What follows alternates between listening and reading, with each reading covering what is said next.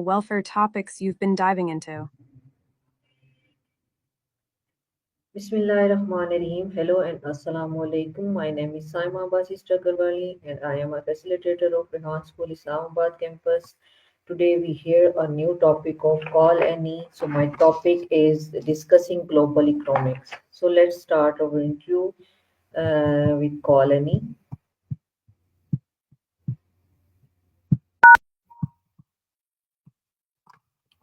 Annie, can we start?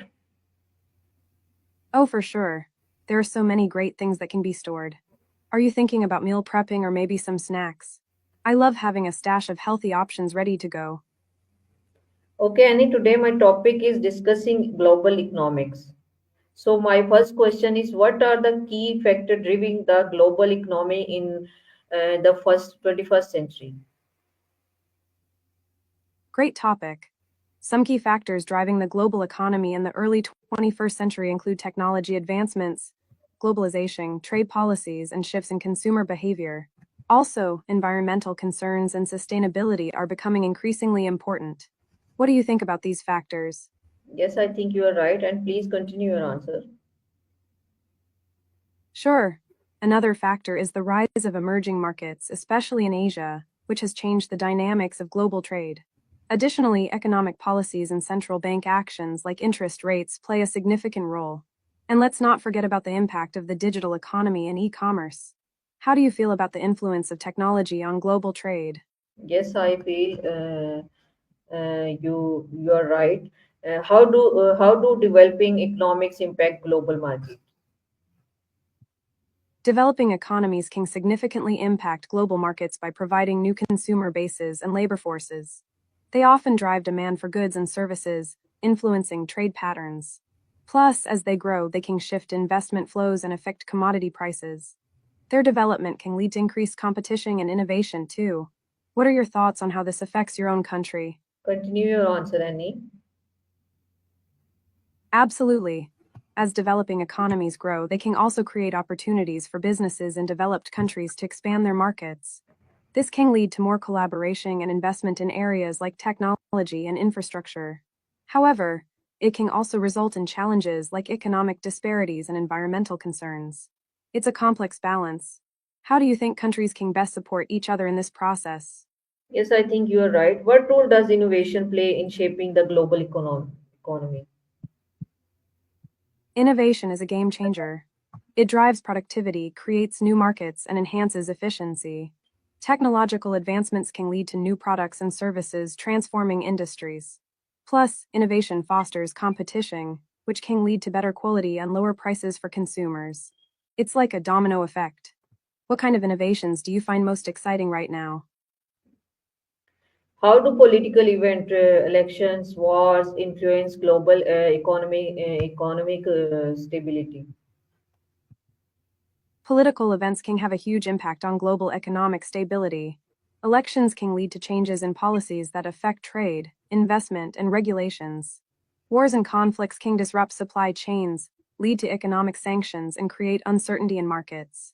This can cause fluctuations in currencies and commodity prices. It's all interconnected. What recent political events have caught your attention in this context? Continue your answer, Annie.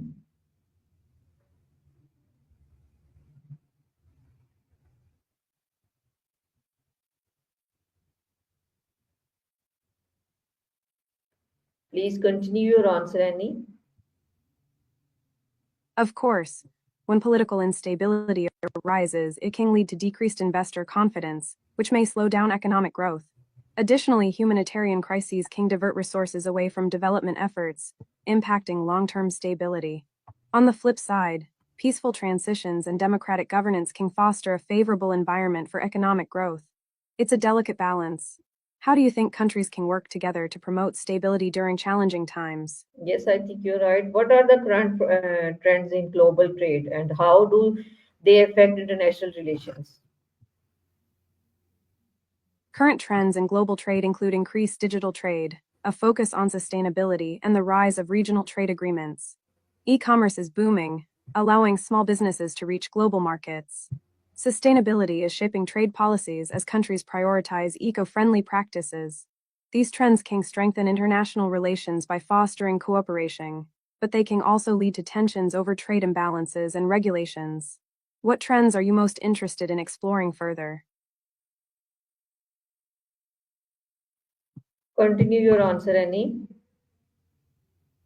Sure. Additionally, the shift towards protectionism in some countries can create friction in international relations as tariffs and trade barriers can lead to disputes. Supply chain resilience has also become a hot topic, especially after disruptions from events like the pandemic. Countries are looking to diversify their supply chains to reduce dependence on a single source. This can lead to new alliances and partnerships. What do you think about the balance between globalization and protectionism? Yes, I think you're right. Is globalization beneficial or harmful to local economies? Why? Globalization has both benefits and drawbacks for local economies. On the positive side, it can lead to increased access to markets, foreign investment, and technology transfer, which can boost economic growth. However, it can also harm local industries that struggle to compete with larger, global companies, potentially leading to job losses. The key is finding a balance that allows for growth while protecting local interests. What's your take on how communities can adapt to these changes? Continue your answer. Sure. Communities can adapt by investing in education and skills training to help workers transition to new industries. Supporting local businesses and promoting sustainable practices can also strengthen local economies. Additionally, policies that encourage fair trade and protect workers' rights can help mitigate some of the negative impacts of globalization. It's all about creating a supportive environment for growth while ensuring that everyone benefits. How do you think local governments can play a role in this? Yes, you're right. How do trade agreement like NAFTA or the EU affect global economic dynamics? Trade agreements like NFTA and those within the EU significantly shape global economic dynamics by reducing tariffs and fostering trade between member countries. They can enhance economic cooperation and create larger markets, which can. Gotcha, it's a big topic for sure. Smaller economies can benefit from access to larger markets, but may struggle to compete with bigger players. It's like a double-edged sword. Do you think there are ways for smaller economies to leverage these agreements to their advantage? I think you're right, Annie. Continue your answer, please. Absolutely. Smaller economies can leverage trade agreements by focusing on niche markets or unique products that set them apart. They can also collaborate with larger economies to gain access to resources and technology. Building strong networks and partnerships can help them compete more effectively. Additionally, investing in infrastructure and education can empower local businesses to thrive in a global market. What strategies do you think would be most effective for them? What are the consequences or protections on global trade? The consequences of global trade can include economic growth, increased competition, and access to a wider variety of goods. However, it can also lead to job losses in certain sectors and economic disparities between countries. To protect against negative impacts, many countries implement trade protections like tariffs, quotas, and subsidies to support local industries. These measures can help balance the benefits of trade with the need to safeguard local economies. What protections do you think are most important for maintaining fair trade practices? Continue your answer, Annie. Sure. Important protections include enforcing labor standards to ensure fair wages and safe working conditions, as well as environmental regulations to prevent exploitation of resources. Anti-dump. Got it. It can definitely be a complex situation where not all protections are effectively implemented. Sometimes, the political will or resources aren't there to enforce them. It's a challenge. What do you think could help improve the situation and make trade protections more effective? How do currency fluctuation impact international trade? Currency fluctuations can significantly impact international trade by affecting the cost of goods and services. When a country's currency weakens, its exports become cheaper for foreign buyers, potentially boosting sales. Conversely, imports become more expensive, which can lead to higher costs for consumers. This can create challenges for businesses that rely on imported materials. How do you think companies can best manage the risks associated with currency fluctuations? Continue, Annie. Sure, companies can manage currency risk by using hedging strategies like forward contracts, actions. Diversifying their supply chains can also help reduce dependence on any single currency. Additionally, businesses can adjust pricing strategies to account for currency changes, ensuring they remain competitive. Building strong relationships with financial institutions can provide access to advice and tools for managing risks. What strategies do you think are most effective for businesses in your area? Okay, what strategies can nations use to balance trade deficits? Nations can use several strategies to balance trade deficits. One approach is to promote exports by providing incentives for local businesses to explore international markets. Investing in infrastructure and technology can enhance production efficiency and competitiveness. Additionally, countries can negotiate trade agreements that favor their exports while reducing imports. Encouraging foreign investment can also help boost local industries. What strategies do you think would work best for your country? Continue, Annie. Absolutely. Another effective strategy is to focus on improving the quality of domestic products to make them more appealing in global markets. Education and workforce training can help develop skills needed for high demand industries, boosting productivity. Implementing policies that support innovation and research can also lead to new products and services that attract international buyers. Lastly, fostering a positive business environment can encourage entrepreneurship and help create a more balanced trade situation. What changes would you like to see in trade policies? How do capitalist and specialist economics differ in their global impact? Capitalist economies typically prioritize free markets, competition, and private ownership, leading to innovation and economic growth. They often encourage international trade, which can boost global interconnectedness. However, they may also create income inequality and environmental concerns. On the other hand, socialist economies focus on collective ownership and distribution of resources, aiming for more equitable wealth distribution. This can lead to less emphasis on international trade, potentially limiting global economic integration. Both systems have their pros and cons, impacting global dynamics in different ways. What aspects of these economic systems do you find most intriguing? Continue your answer, Annie. Sure, in capitalist economies, the emphasis on competition can drive efficiency and technological advancements, benefiting consumers with more choices and lower prices. However, it can also lead to boom and bust cycles, creating economic instability. In contrast, socialist economies may prioritize social welfare and stability over rapid growth, which can lead to more consistent quality of life for citizens. However, they might struggle with innovation due to reduced competition and incentives. The global effect of these systems can shape trade relationships, investment flows, and even cultural exchanges. How do you think the balance between these systems can be achieved in a globalized world? I think you're right. What role do central banks play in managing global financial stability? Central banks play a crucial role in managing global financial stability by regulating monetary policy, controlling inflation, and ensuring liquidity in the financial system. They set interest rates, which influence borrowing and spending, and can intervene in currency markets to stabilize their national currencies. Additionally, central banks often collaborate with each other through international organizations to address global economic challenges, share information, and coordinate responses. This cooperation can help prevent financial crises from spreading across borders. What do you think are the biggest challenges central banks face today? Continue, Annie.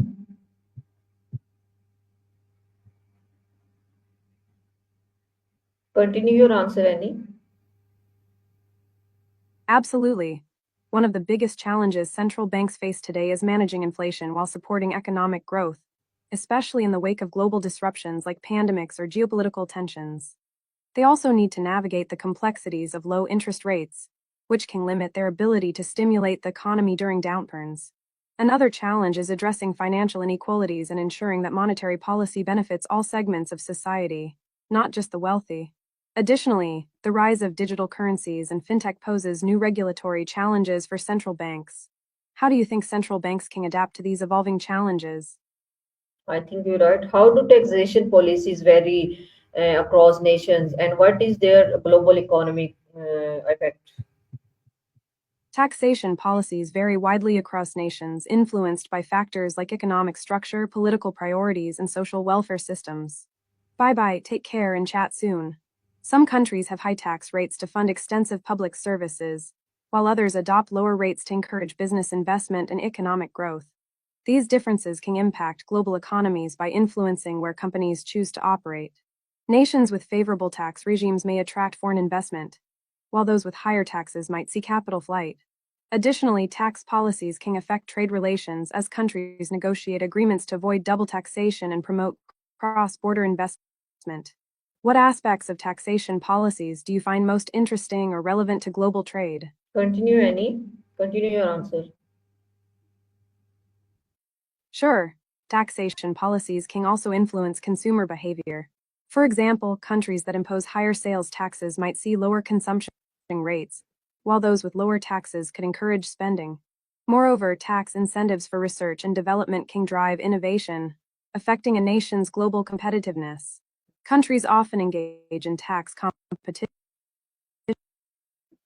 trying to attract businesses with lower rates, which can lead to a race to the bottom where essential services are underfunded.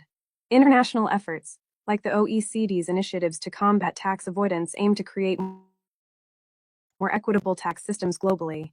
Balancing these factors is crucial for sustainable economic growth.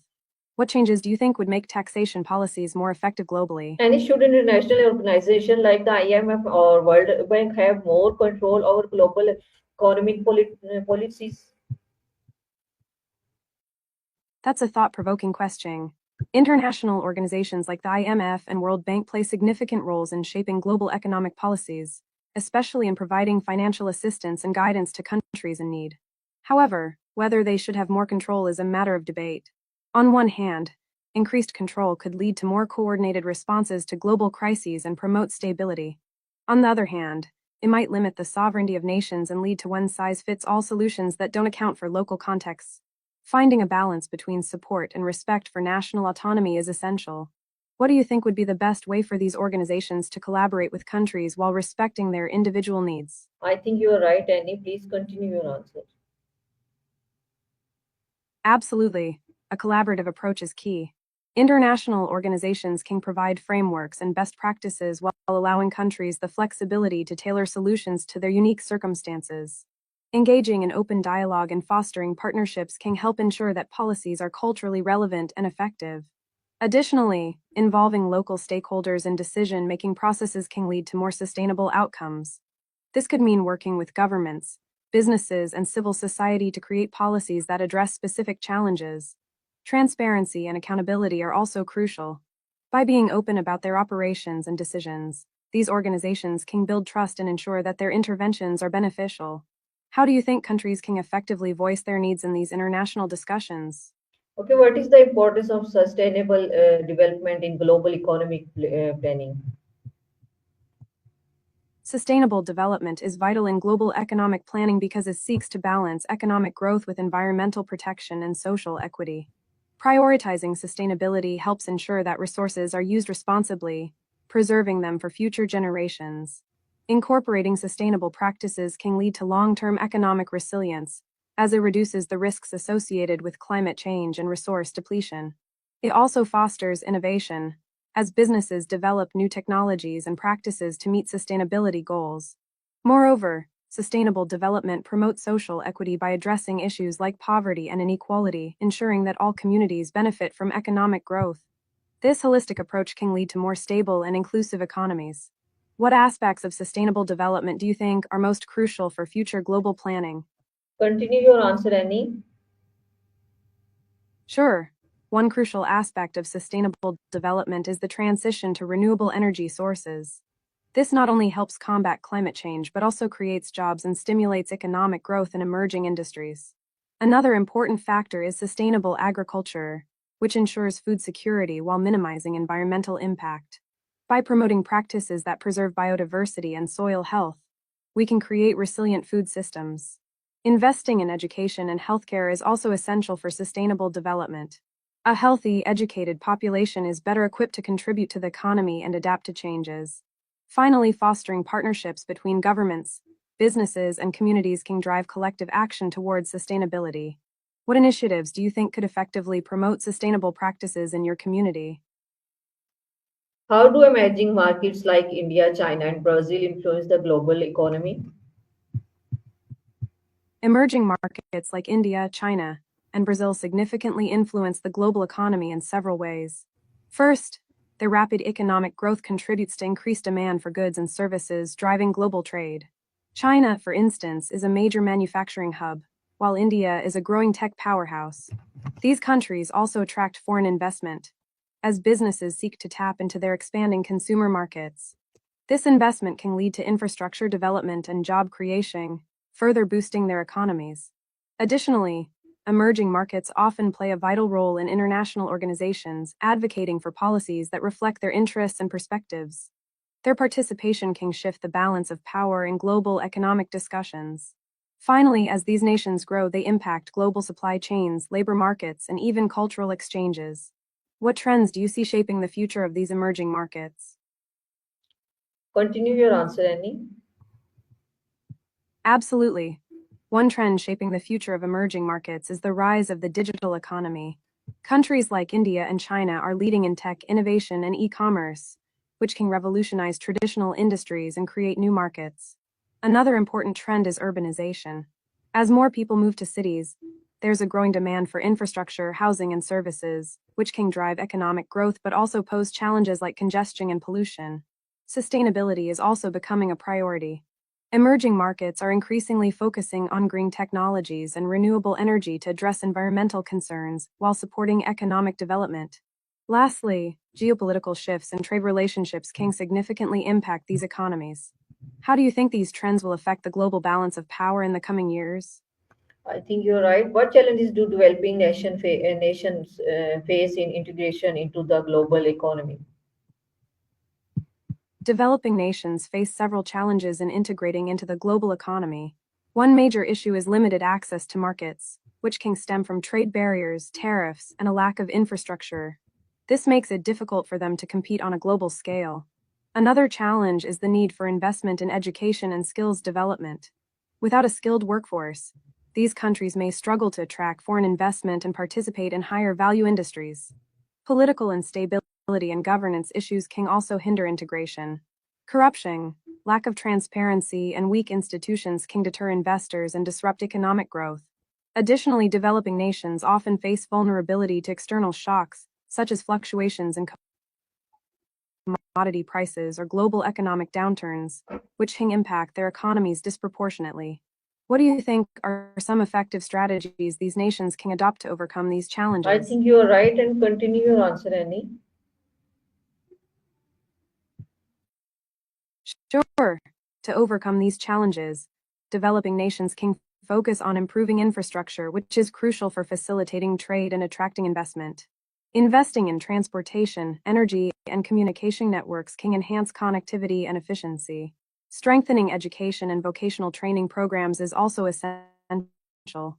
By equipping the workforce with relevant skills, these nations can better compete in the global market and attract industries that require a skilled labor force. Fostering good governance and transparency can build investor confidence. Implementing anti-corruption measures and promoting a stable political environment can create a more attractive landscape for foreign investment. Additionally, engaging in regional trade agreements can help developing nations access larger markets and diversify their economies. By collaborating with neighboring countries, they can enhance trade relations and share resources. What role do you think international partnerships and collaborations can play in supporting these efforts? How can digital currencies benefit or disrupt developing economies? International partnerships and collaborations can both benefit and disrupt developing economies, depending on how they are structured and implemented. On the positive side, partnerships can provide access to resources, technology, and expertise that developing nations may lack. This can lead to improved infrastructure, better education systems, and enhanced healthcare services.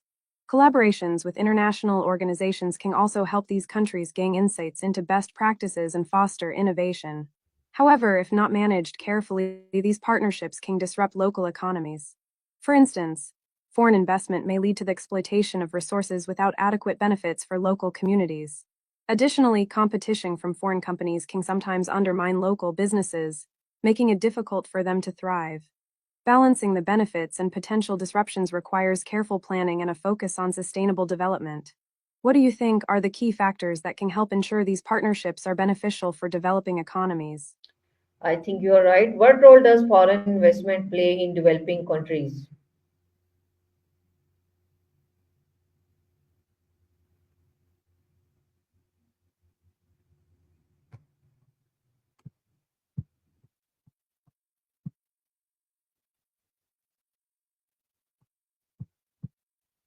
Annie, how can digital what role does foreign investment play in developing countries?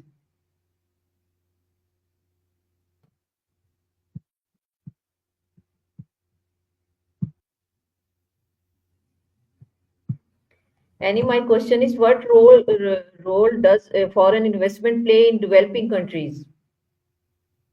Great question. Foreign investment can really boost a developing country's economy. It brings in capital, creates jobs, and often leads to technology transfer. Plus, it can improve infrastructure and services. But it's important that it's managed well to ensure it benefits the local community. What do you think about that? Yes, I think you are right. Please continue your answer, Annie. Sure. Foreign investment can also enhance skills in the local workforce, as companies often provide training. However, there can be challenges too, like potential exploitation of resources or labor. It's key for governments to create a balance, ensuring that investments lead to sustainable growth. How do you feel about the impact of foreign investment in Pakistan? Okay, how can developed nations support economic growth in less developed region? Developed nations can support economic growth in less developed regions in several ways. They can provide financial aid, invest in infrastructure projects, and promote fair trade practices. Additionally, sharing technology and expertise can help build local capacities. Education and capacity building programs are also crucial for long term growth. What do you think is the most effective way for them to help? I think Annie, you are right. Please continue your answer. Thanks. Another important aspect is fostering partnerships between businesses in developed and developing countries. This can create opportunities for collaboration and innovation.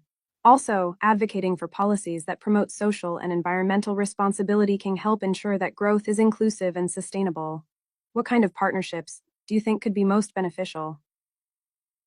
How does income inequality affect global economic stability?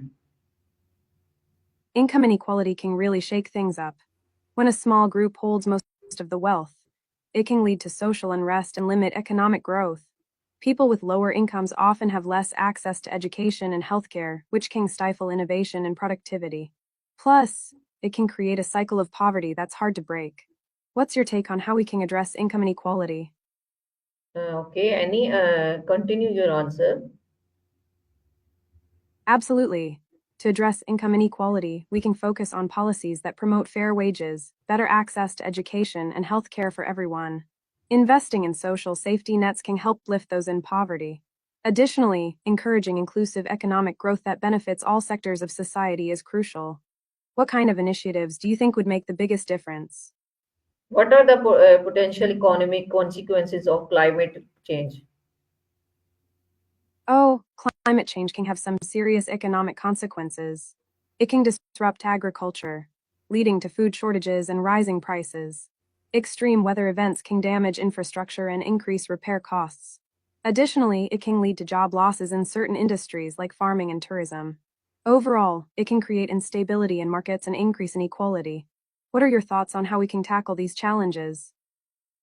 Yes, Annie. How do pandemics like COVID-19 reshape global economic priorities? Pandemics like COVID-19 really shake things up. They highlight the need for stronger healthcare systems and emphasize the importance of public health. Countries might prioritize investments in health infrastructure, research, and emergency preparedness. It also brings attention to digital transformation, as remote work and online services become more essential. Plus, there's a growing focus on sustainability and resilience in supply chains. How do you think these changes will impact our future? I think you're right, Annie. Continue your answer, Annie. Thanks.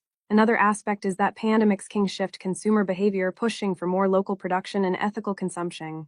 Companies may prioritize social responsibility and transparency to build trust with consumers. Additionally, governments might rethink their economic policies to ensure more equitable recovery.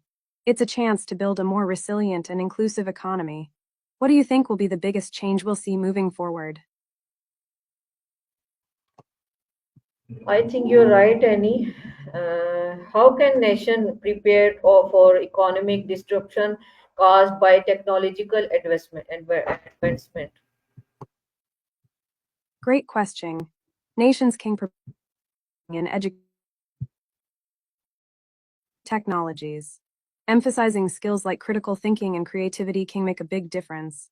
Additionally, creating safety nets for those displaced by technology, like universal basic income or job transition programs, can help ease the shift.